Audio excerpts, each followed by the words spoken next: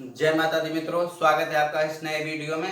आज हम लोग सीखेंगे शत्रु और मित्र ग्रह। हमारी भविष्यवाणियां, हमारी फलकथन में सबसे बड़ा रोल निभाता है यह सारणी।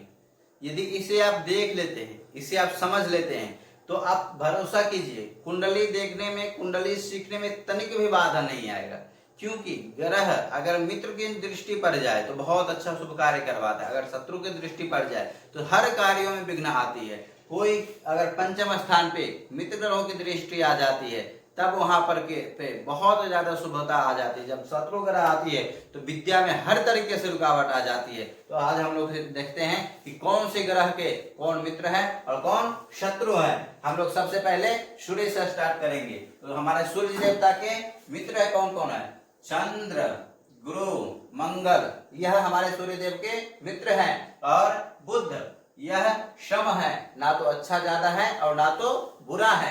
यह सूर्य पुत्र समान है, यह राजकुमार है, तो यह सामान्य फल देते हैं। और शत्रु कौन कौन है?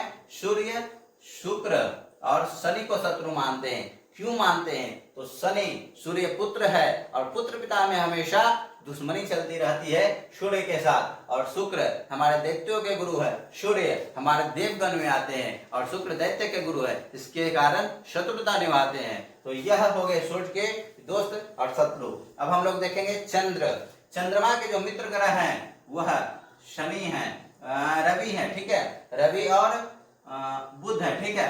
रवि और बुध चंद्र के मित्र हैं। और उसके बाद यदि हम शम में देखें, यदि हम बराबरी में देखें तो मंगल, शुक्र, शनि, गुरु यह बराबर में आते हैं। और चंद्रमा एक सौम्य ग्रह है, एक शीतल ग्रह है, तो इनका कोई भी शत्रु नहीं है, इनके कोई भी दुश्मन नहीं है। अब हम लोग मंगल को देखेंगे तो मंगल के जो है हमारे मित्र सूर्य, चंद्र, गुरु, यहाँ पे रवि लिखे, ठीक है, तो कंफ्यूजन नहीं होना है। रवि, चंद्र, गुरु यह मंगल के मित्र हैं, परम मित्र हैं और हमेशा पॉजिटिव दृष्टि डालते हैं। उसके बाद शुक्र, शनि यह भी मंगल के लिए सामान्य दृष्टि डालते हैं और मित्रवत व्यवहार करते हैं। लेकिन बुध मंगल के लिए हमेशा निगेटिविटी फैलाती है।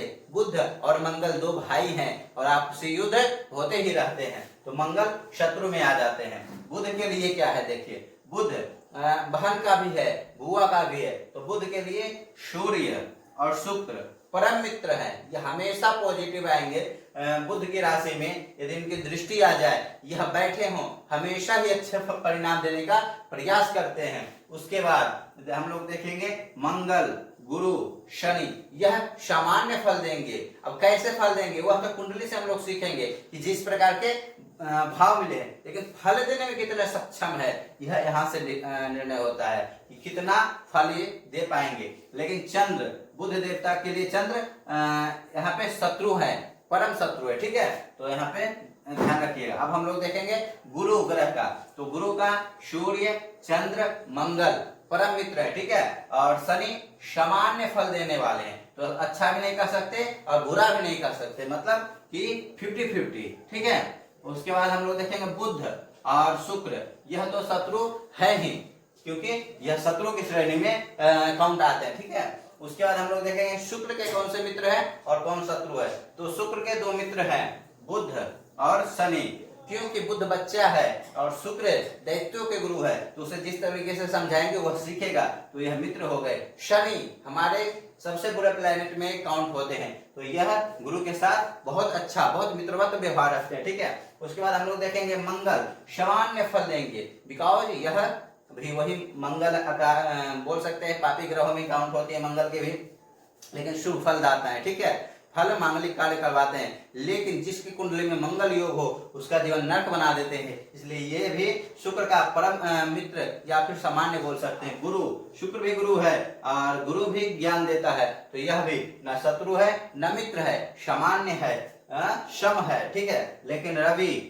जो कि सूर्य है, एकदम शुद्धता का प्रतीक है, यह शत्रु काउंट होते हैं। चंद्र है जो शीतलता का प्रतीक है, इनके लिए यह शत्रु काउंट होते हैं, ठीक है। अब हम लोग देखेंगे शनि, शनि का मित्र कौन है और शत्रु कौन है। तो शनि देव का जो मित्र है बुध देव है, बच्चा है, जैसे मोड़े मोड़ जाएंगे।